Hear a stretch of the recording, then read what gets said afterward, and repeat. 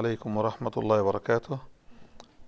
May Allah subhanahu wa ta'ala bless you for weathering the weather. I know that it's very cold. Everybody could have stayed home, but thanks for those who made it. If you remember last time, we finished the left half of this page. Poor skills, bad habits, and or bad attitudes. Today we're going to finish the rest of it. Okay? So the first item we have here is carelessness.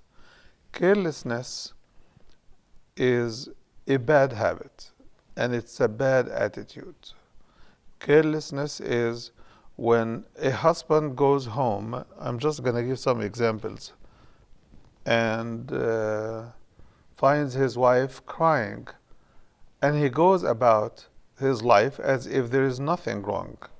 That is carelessness, that is negligence, that is offensive. Or when a wife receives her husband and she sees that he looks sad, he is not normal, and she ignores all of this and says, "What do you want for dinner?" as if he needs to ask for the dinner to be made. Carelessness when I neglect my duty and I do not pay attention that I have neglected my duty. That becomes carelessness. So a careless mother would be a mother whose kids are as wild as it can get, and her husband is just went to bed to rest. That is carelessness. If she needs the husband to tell her, keep the kids quiet, that means she is negligent. But if she lets them run wild while he is in need of few minutes or few hours of sleep, then she becomes careless. Careless means she doesn't care what your needs are. Okay? So carelessness could be one of the issues that can ruin the marriage. Most husbands do complain of material basic needs, like food is not ready, the bed is not ready, and many sisters discount this as nothing. So what that I didn't prepare dinner one day? So what that I did not clean the bed one day? But those are basic needs that people, when they need it ready. So when we neglect what we know is simple, but at the same time necessary, that can cause consternation in the relationship. When the husband is always focused on material needs of his wife. She is well fed, she is clothed, I give her a credit card, I give her a car, driver's license, so on and so forth, then as if she doesn't need anything else, ignoring the fact that her human side as a partner, a female partner in the relationship, need to be satisfied.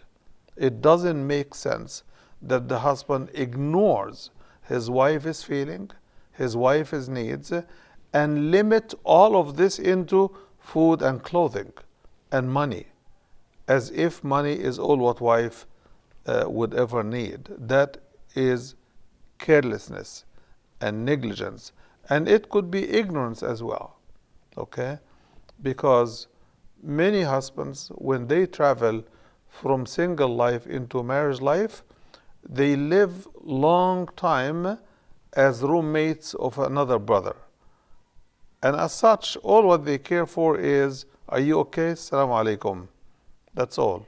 So when they get married, they think that their wives, if there is food in the home, and if there is AC, and if there is water running, and electricity, they should need nothing. And some husbands need education.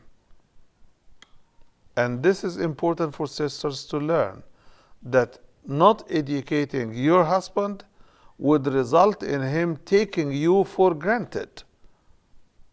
If you don't tell him how to be emotionally fulfilling, how to be engaging as a husband, by you doing what you want him to do, and if he doesn't learn by modeling, you speak up and you tell him.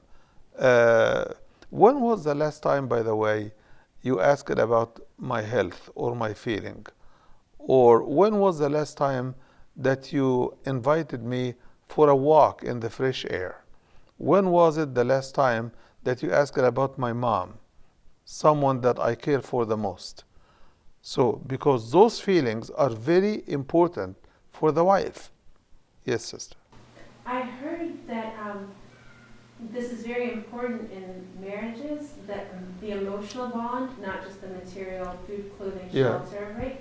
And that when the emotional needs are not met, that sometimes the wife will go to someone at work. You know, it'll start with a conversation at work with a coworker or the postman, you know, something, and she feels she can convey her feelings, her emotions to him better than her husband, Right. and that emotional bond can lead to zina. You know, so I wonder if you can help us to be exclusive with our emotions, even how to keep that emotional bond just for our husband, so that we I like what you said. You know, when was the last time you asked about my mother? When's the last time we went for a walk together? Maybe those are good ways to keep that your emotions strong in your marital. You see, last time we spoke about unmet needs, if you see on the screen. And that is exactly what we covered last time. Unmet needs, whether they are needs in childhood or current needs, whether they are emotional or material.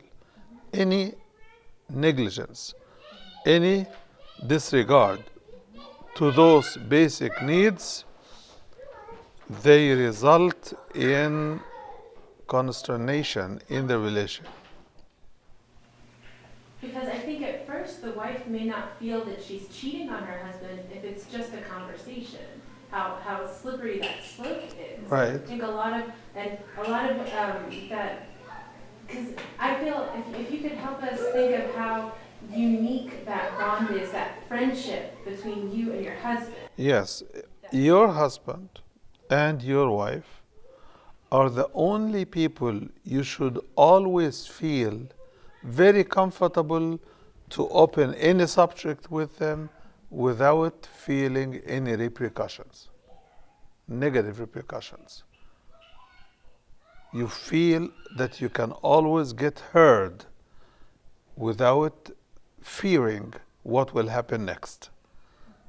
That you talk to your spouse without 10 calculations as to why it, what it, all of those questions. And how do you have any piece of advice for women who, before they get married, women who talk freely about their emotions, like women who grow up with male friends, right? Yes. So you have guy friends in school, at work, and then suddenly you get married and you have to keep your emotional bond strong with just your husband. Well, befriending the opposite gender before marriage is very problematic Islamically. Okay. He can be your classmate, no problem, because that's a setup. But to get that close to the degree of friendship, that means both of you are opening to each other. You're spending private time together as friends. That replaces the husband's role. So what happens is some people, most of the girls who grow in this culture, they have lots of friends like this. Right. Boys and girls, they jump from one to another. And every time they are trying to see which one is the one she will then later decide that he is really, really closer. So they end up being in a slippery slope no matter what. So the close relationship that goes beyond basic needs. Do you have notes from last lecture, for example? can I borrow your notes? Did you hear what he said? I missed that point. Okay? But if it goes into my family and your family, what I like, what you don't like, and all of that stuff, that means we have become verbally intimate. Dangerous. That's dangerous. Verbal intimacy is not less dangerous, even though it doesn't seem like physical intimacy at all. But verbal intimacy certainly leads to other sorts of intimacy.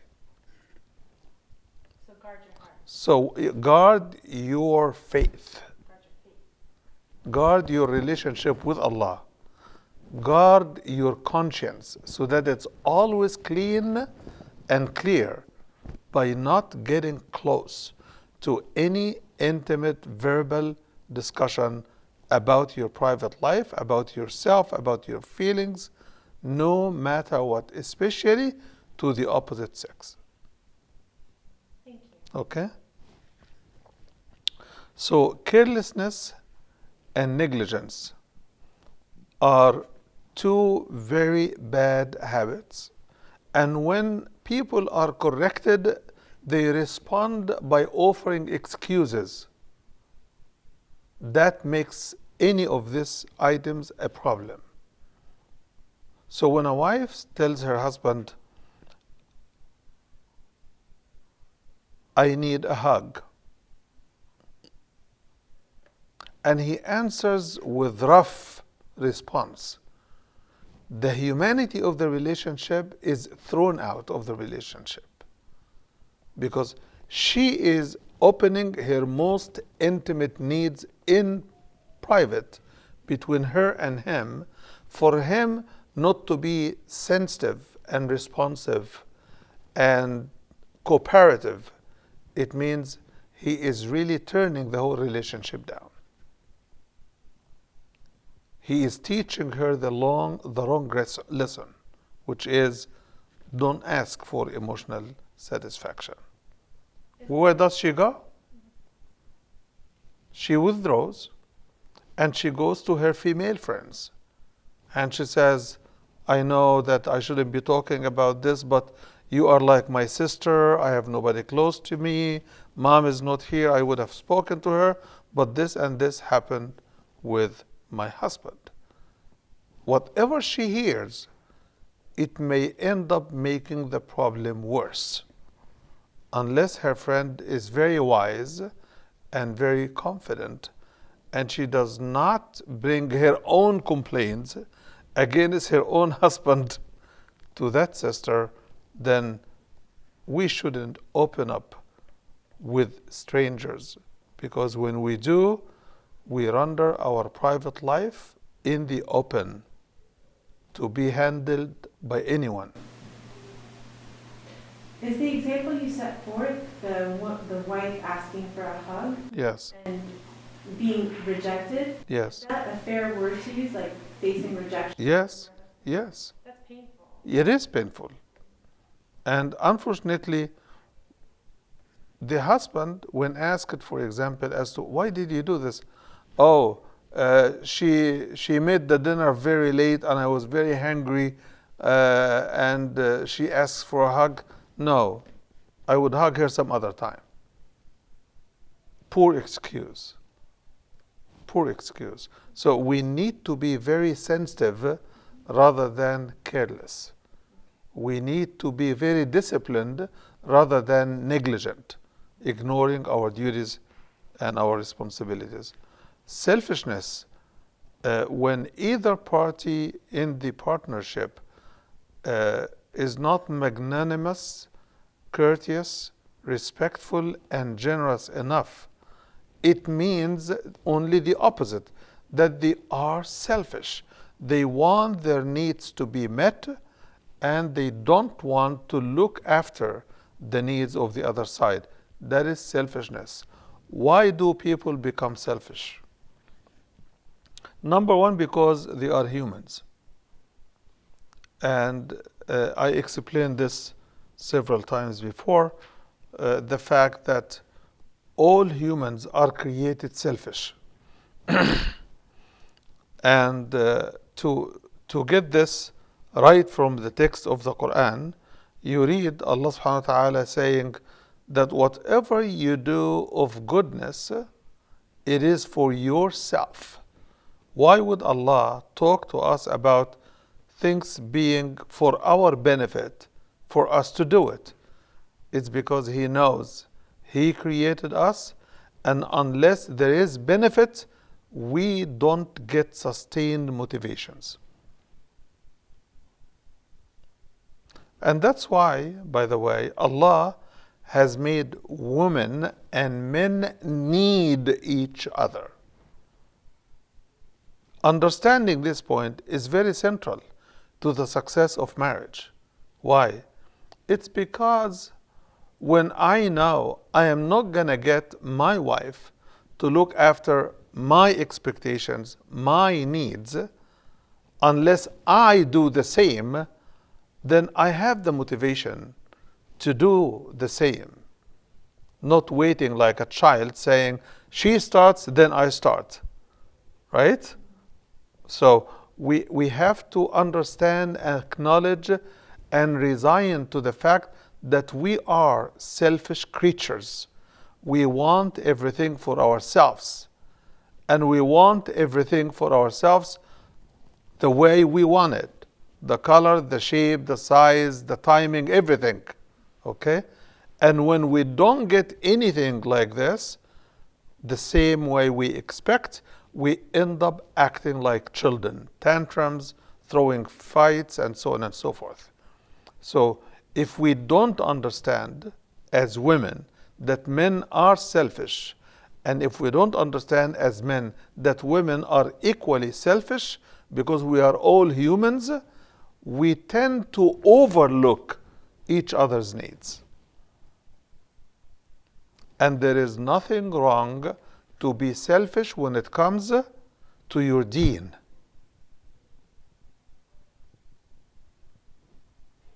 Let me explain what I'm saying so that it doesn't fall in the wrong box. In the Sunnah of the Prophet ﷺ, he says, if one of you is standing in the first line, he should not offer it to someone in the second line. He should not change his position. Why? You came early, you took your position. It is not right for yourself to sacrifice your reward for someone who came late. Nor is he getting the reward by stepping forward. Because the reward of being in the first line is given to those who come early and take the right position early on. Some of us think that we can cross the lines because it is in the Middle Eastern culture that if you cross the line, you are smart. But not in the sight of Allah. Allah will still reward you based on the effort you put and the time you arrive to the prayer. Yes. I have a quick question about why do most people believe mothers are selfless? Why is it the mothers have that?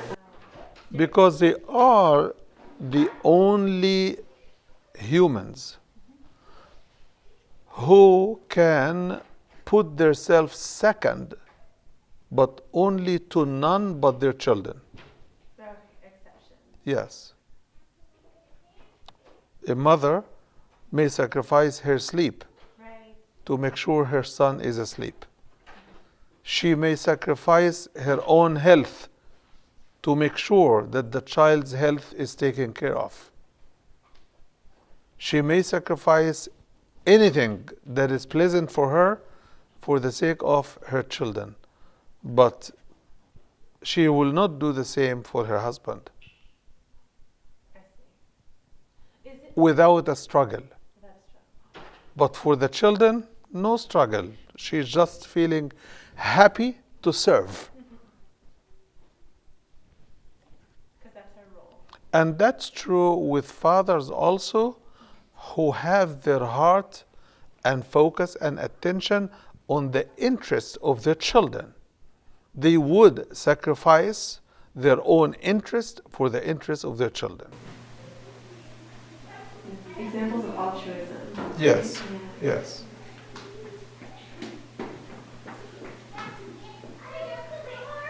But giving someone what you need requires struggling with oneself.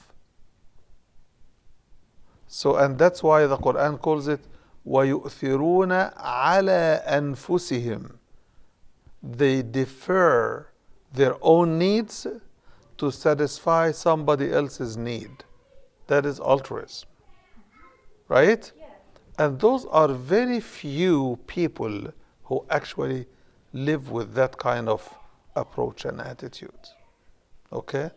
And why they are highly rewarded is because they could talk to themselves and say, I am happy if I make my brother happy. I am happy if I make my wife happy. I am happy if I make my children happy. So they advance the interests of others over their own because they have succeeded in managing their feelings. Otherwise, we are all selfish. Okay. Also, most of us, unfortunately, and I'm saying this with sadness, most adults have more children attitude than adult attitudes. And this is number one reason for breaking down the family bond and the family relationship. When the two are childish and everybody wants what they want right now, and it has to come from the other, that means they must fight, they must clash. And that ruins the relationship. And most of us do not outgrow our childish habits for a simple reason. Because our maturity is impeded by our feelings. So instead of growing up like an adult, I keep using childish habits and attitudes to get things done. So if I used to fight with my mom to get me what I used to need or want, I would fight with my wife to get what I want. I would fight with my in-laws to stop what bothers me or to do what I expect them to do. I would fight with my boss to get things my way. I would fight with my classmates, roommates, work colleagues, and fellows because I want to control the world as I used to do when I was a child. That immature attitude ends up ruining the relationship because nobody wants to live for the long haul as a child.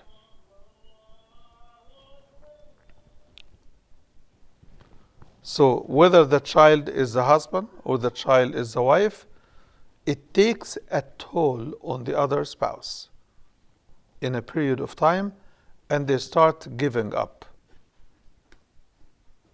And when both of them are children, the marriage doesn't last few years. So what are the children attitudes? Yes. What are the children attitudes that influence our relationship negatively the most? One of which is the impulsive behavior, the quick reaction to anything I hear or see. Because the child is impulsive because he has not developed yet the mature calculating will of an adult. So they impulsively react. So when you curse at a child, right? When a child curses at another child, the response is ready to curse back.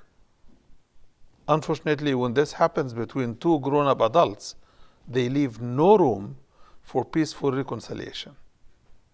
I did this because you did this. Yeah, but you did it first. No, no, you did it first. That is a child's discussion altogether. Whether this one is right or that one is right, it doesn't matter. It's a child's discussion. So you need to change your attitude. No, you need to change your attitude. Or you think your attitude is good? I think my attitude is the result of your attitude. Blaming others. That is childish. Blaming others for my behavior is childish.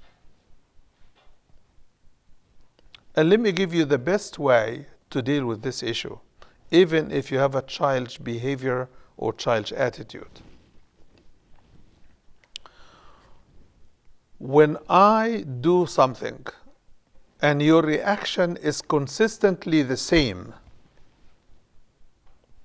who controls the strings in the relationship? It's me. Right?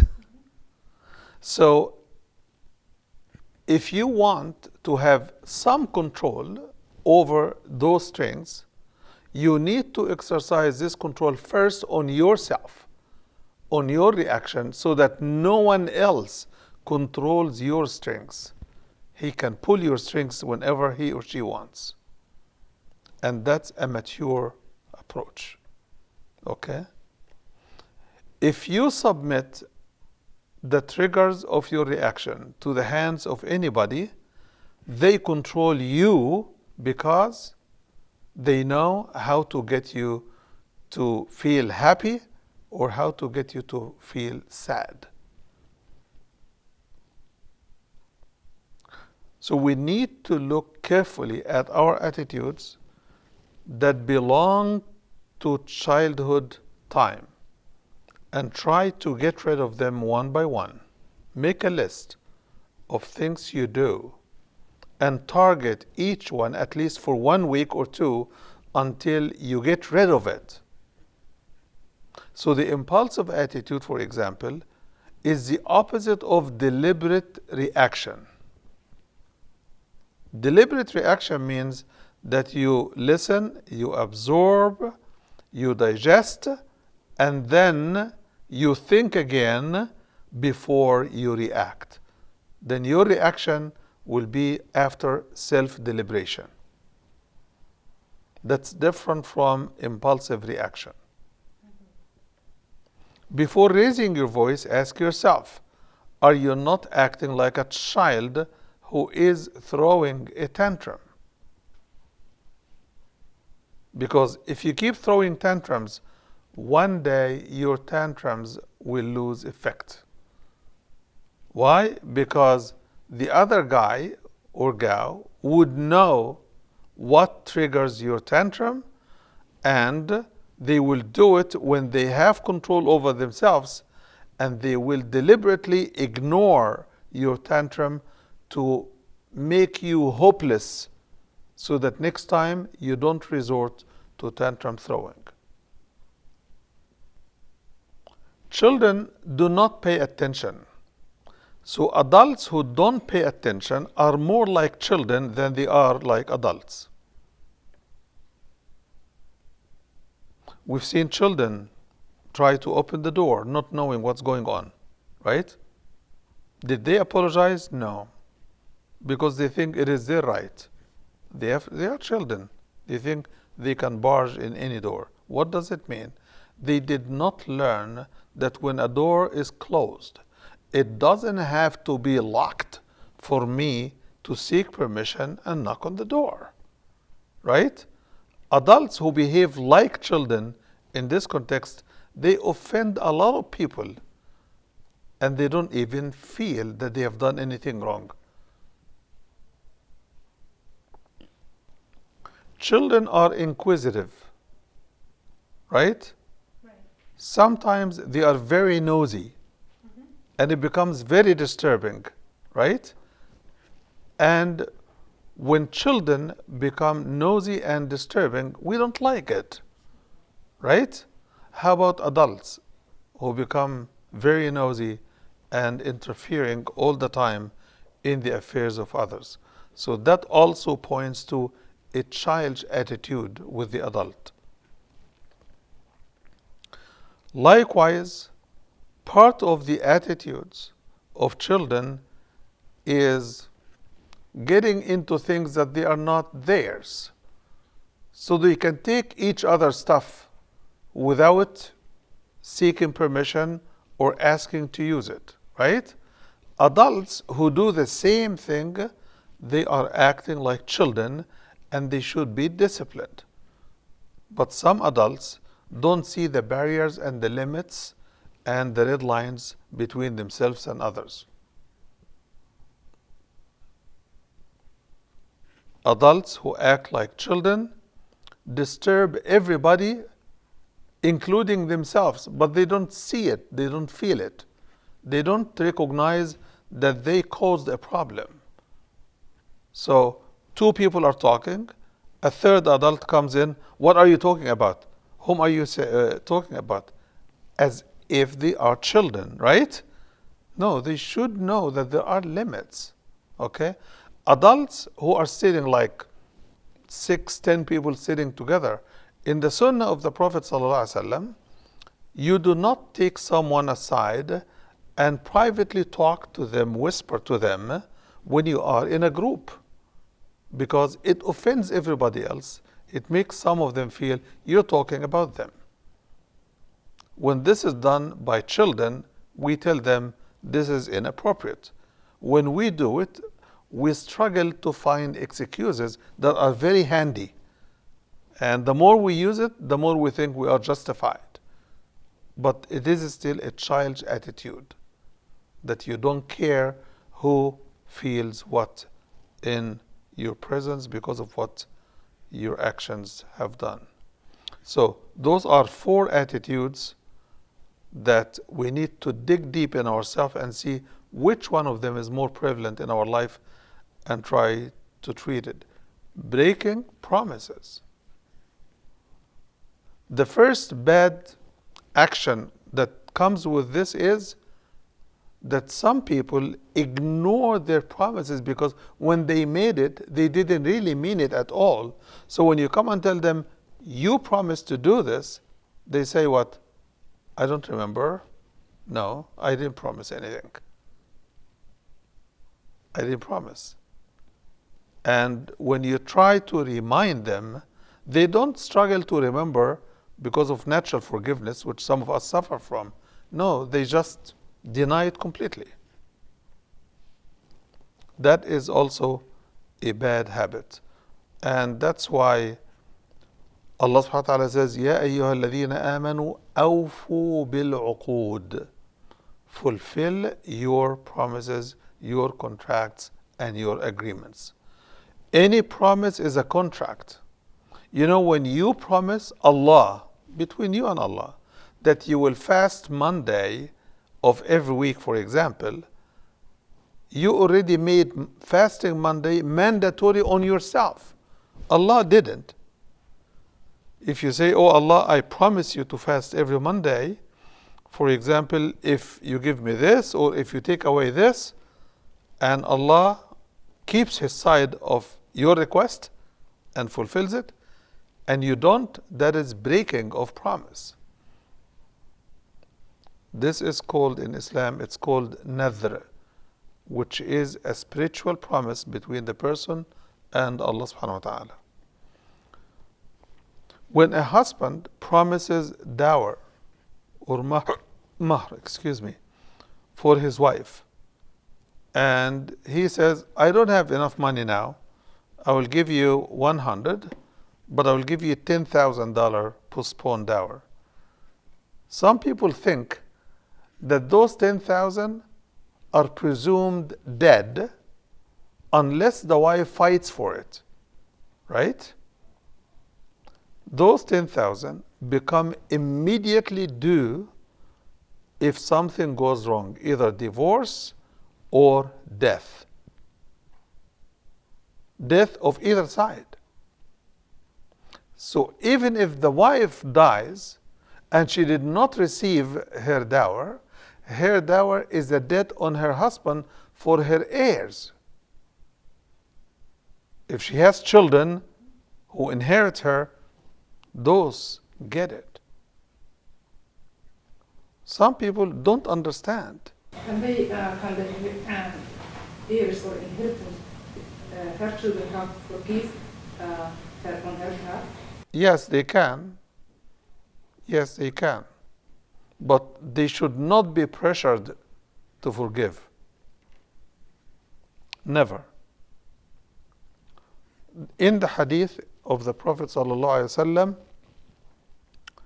that the most incumbent responsibility on a Muslim, on a male, is the promise he makes on his way to marriage. The promise he makes to his wife or her family to get married. Including something that's against Islam. For example, if he says, I will never marry another wife, is that? But that's not against Islam. That's not against Islam. It may be against his desire later on, but that's not against Islam. Okay, so what happens if, for example, something goes wrong? Maybe there are no kids, and Here is the rule: make no promises that you don't plan to keep. Why? Because your promises entice people to make a reciprocal promise, whether spoken or hidden. So if someone promises his wife, I would never marry any other woman so long as I am married to you, she pours her heart into the relationship. And then he reviews his position privately, right? And he looks, he finds someone, he talks, and they establish everything. And before or after he marries, he comes to surprise his wife. Guess what? I married another one despite all of your efforts. That is reneging on a promise. And it is against Islam to renege on a promise. By the way, Imam Ali, when he get to marry Fatima radiallahu anha, the Prophet ﷺ told him, listen, Fatima is part of me and I am part of her. She would never accept that you marry another woman so long as you're married to her. Ali radiallahu anh kept that promise until she passed away. And if you look at his life after that, Ali, nobody knows how many wives he married. You go to the books of Sirah, and it is huge numbers. So he's a man who was more inclined to marry women and stuff like this than most normal people, but he kept the promise to the Prophet ﷺ. Yes. I have two separate questions. So my first question is about, like, if your husband works and he promises, okay, I promise to spend more time with the children, right? And you're waiting for him to make true on that promise, right? You need his income for the household, right? And you're thankful for it, but you want him to spend more time with the children. How long do you negotiate, and what kind of, if you could navigate, help me, help me understand the wife's role in that kind of promise making. The other question is... No. It's what is her role in fulfilling the promise? Yeah, what's her role in fulfilling that Not promise? making the promise. Right, yes. right. What's her role in fulfilling that promise? Encouraging him to fulfill the promise. Right, that's the first question. The second question is, how transparent do you have to be? For example, like, let's say the husband works and the wife stays at home, right, taking care of the children. What if it's understood that the husband works, and let's say he loses his job, right?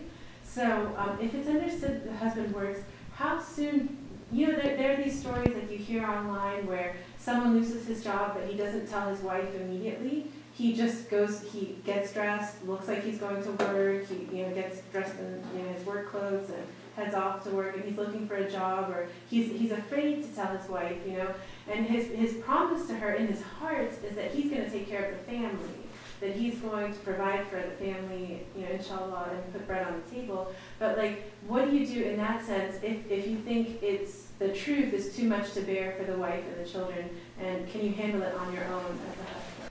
Yeah, the second issue is bigger than addressing it as a single family issue. The second issue is a societal, socio-economical phenomenon that we all need to work with. It used to be, before World War I, that men worked and women stayed at home in all the cultures that we know of, Europe, America, everywhere. But when so many millions of men got killed all at once within the span of few years, those wives with their children found themselves hitting the wall. So many companies invited those wives to come and replace their husbands. And they started to work in their places. So women started to look for children as, a burden, a stumbling block towards their advancement of their work, career, money earning, and they needed the money. So they ended up putting children in babysitting and nannies and so on and so forth to continue and build a career. The word career started to become feminist word when many women saw in their work that if I have a degree, I get better position. If I have 2 degrees, I get yet a better than the first one, right? So they started to seek education. And education became a central part of both the life of the man and the life of the woman. Now we have reached a point when more women are seeking education than men, and the pendulum is running the other way around. Less youth are more serious about their study than women or young women, right? And as such, you don't find the sense of security you used to have when you get married as a woman, that my husband will work, I can take care of the children. That sense is long thrown out of the window. It's gone. So now we have the 2-income economy, that is family economy, in which, let us say, and I've seen cases, by the way, I'm not going to talk about theoretical stuff. I have known and I have met a husband and wife. Both married each other just after finishing the college. Both of them were assistant teachers at the college where they graduated. Both of them married, both of them pursued their PhD, and they finished. She decided, because she started to get children, to stay home based on his high income and his stable job. He gets a tenure and so on and so forth. So they agreed, we have a nice family. 20 years into the marriage, 28 years into the marriage, I'm saying 28 years in the marriage, he found another lady overseas through his business, and he started to have a relationship with her, not haram, but he built a relationship. You remember the verbal intimacy? We talked about that. Right? He built a relationship and he married another woman. And when his wife discovered, she was crazed. She couldn't take it. She was about to get nervous breakdown, depression, anxiety, all of the above. She started to take medications to calm down. Her children have become 26, 24, 22 years old. So they are men and women on their own. And she did all the heavy lifting, sacrificing her career. So she asked for divorce. She said, I never expected this. You didn't respect my sacrifice. Why should I continue to be yours when you already have another substitute that you enjoy when you want, and I'm stuck between 4 walls with one of the kids was disabled. So he was decent enough to say, I will continue to spend on you after they divorced until you stand on your feet. To go to stand on her feet again, she called me and she said, Sheikh Shaka, I am unable to get a job with my PhD 28 years ago. Science has advanced so much that I don't belong to my field. She had to go and struggle with the university, and she got admitted into her field for PhD again. So they were generous enough to accept her master, and she struggled 4 more years of her life caring for a disabled child who is an adult himself, and an absent husband who settled with his new wife, and he only sends them money like dogs and cats, I'm sorry, but he was good enough to keep funding her study until she is finished. And by then, she was almost 59 years old. So he kept his promise in a way. He kept the verbal promise he made after divorce, but he didn't keep the marriage promise.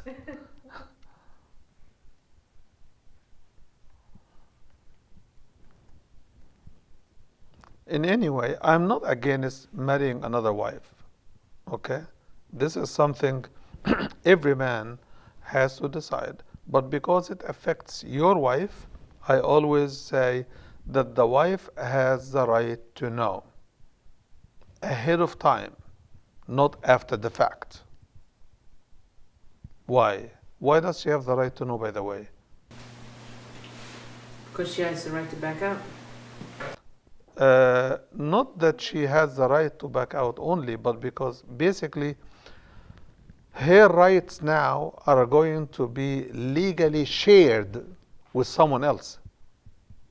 So, for example, if I agree with him that we are partners together in a business, and all of a sudden I found another partner, can I sign him as a third partner without telling the first partner? Why not? This is a contract and this is a contract. In the business context, he is going to lose part of his income because we are all now 3, right? In the case of marriage, she will also be sacrificing 50% of her right, whether it is financial, emotional, anything else. So if I am asked to share, I have the right to agree or disagree. That's not practice in reality. And it's Hmm? like this. It's not practice in reality when it comes to our. Oh, there's a lot of what we said is not practice in reality.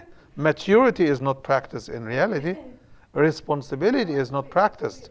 Religious institutions or individuals or sheikhs that I know, they kind of advocate that man marry more wives.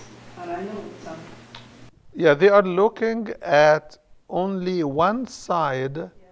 It is like if I tell you that this table is just a flat surface. I ignore the legs on which it's standing, right? Is this the table just a flat surface? No, it's a flat surface standing on 4 legs, right? So, is the wife just a woman at home?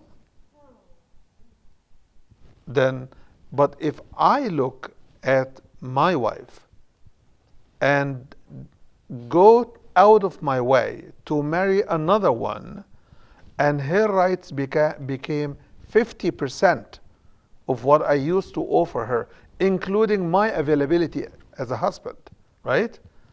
And I don't even consult or ask or seek approval. That is total carelessness. That's why the families are That's total carelessness. Her inheritance will become 50%, right? So financially, she is affected. Provision, she is affected. The availability of the husband, she is affected.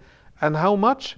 50% of her everything, which will have to be shared with the other wife. If she disagrees on the marriage, what can she do? Can she stop him? Does she have the right to stop him from marriage, even though it's going to cause a lot of they're not going to get along because she stopped him from that? Or can she back out? Is it better to just back? I mean, it is better for her to just back up. You see, when a man wants to divorce his wife, can his wife stop him? No. Yes, she can. If they have If he is divorcing her because of definitive known reasons that she does or she doesn't, then she can influence his decision by meeting his expectations. But does she have any control over his desire? Can she control his desire? He wants to marry an additional 2 more wives. What can she do? Here, she can do literally nothing. Unless she was not meeting his basic needs. Right? But if she is meeting his basic needs, but he is greedy, he wants just more, she can do nothing. She can't stop No, she can't. Religiously speaking, she can ask, but she has no law on her side to say, do this, and he will never be able to get married. By the way, this is also true if a wife wants out of marriage for her own reason. Can a husband force her in? Islam says no. But she has to have reasons. Like him, if he wants to divorce, he has to have legitimate reasons so that divorce is not at whim. Yet if he wants to get married to a second one, he does not need a legitimate reason. Between him and Allah, he does. He does. And I say he must speak to his wife. And I laid down the reasons why he needs to. He must speak to his wife. If she was not doing something that he wants done, and it is halal, then she maybe she can help, right? If she is doing something that's bothering him, maybe she can quit and help the situation, right? But if he doesn't talk to her at all and goes in the dark and get her the surprise new wife, that is not something that I regard as Islamically acceptable. Okay, so breaking promises is a big deal of bad habits. People who don't hold their promises and hold themselves responsible for their promises, they cause a lot of problem. Constant disappointments. When a husband or wife constantly complain against one very basic attitude against the other spouse, and they continue to be disappointed despite their insistence that this attitude has to change, right? What do they end up doing? They end up going for divorce. I'm unable to get my spouse to adjust. And that is something very fundamental for me. Then this can become a very big problem in the relationship. So constant disappointments can cause depression, can cause anxiety, insecurity in the relationship, and eventually divorce, whether the disappointed party is a woman or a man. Why disappointments are serious? Because marriage starts with mutual acceptance. And it can only go on and continue by constant mutual acceptance. I have to continue to accept you, you have to continue to accept me. If we don't accept each other constantly, then someone is getting disappointed. Okay? Insecurity in the marriage is something that women in particular suffer from more than men. And most men do not pay attention to what it means to be secure in a relationship. Security is not the ultimate goal that you need to feel in a marriage. The ultimate goal that you should feel in a marriage is contentment, that you are fully satisfied, you're fully happy. You thank Allah for the spouse that Allah has given you. That is the ultimate goal. This is what the Quran refers to as sakan, which means stillness. When do we become still? When we are relaxed. When do we become fidgety and uncomfortable? When we are insecure, when we are concerned, when we are worried, when we are afraid. So, insecurity equals the fear of the unknown.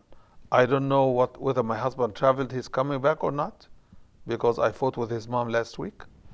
And he traveled immediately after. He didn't tell me where he's going. I just discovered that he went to his country. That means what? That means there is no communication. So insecurity can break down very quickly the essence of what makes family a fabric that everybody is happy to connect with.